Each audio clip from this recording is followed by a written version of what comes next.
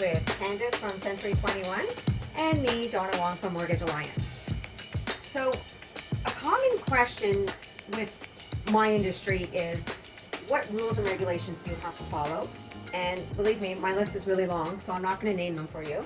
But when it comes to purchasing a house or selling your house, what rules and regulations do you have to follow?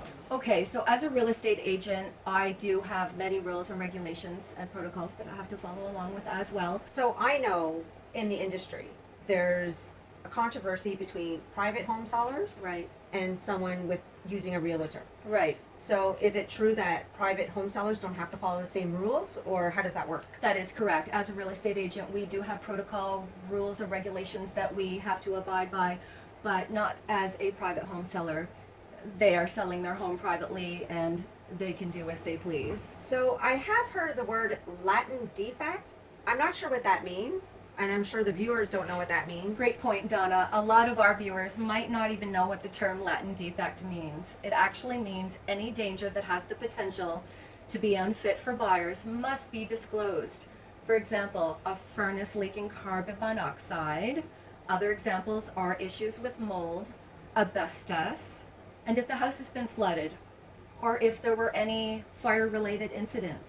Like wiring, like old copper wire, that type of thing? Yeah, things that you might not even see or that the homeowner might not be aware of, or even home inspectors might not even be able to visibly spot a Latin defect. So this is where it's kind of important for the potential sellers, the home inspector, and for you. Like all of you will have to be on the same page. Full disclosure. That's great. Absolutely.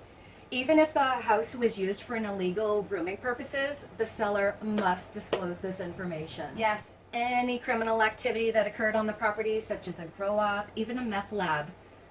But like I had mentioned, even some of these defects are not even discovered by a professional home inspector. But if you are aware of it, these must be disclosed. Very important. Latin defects. They are important because in the mortgage world, Yeah.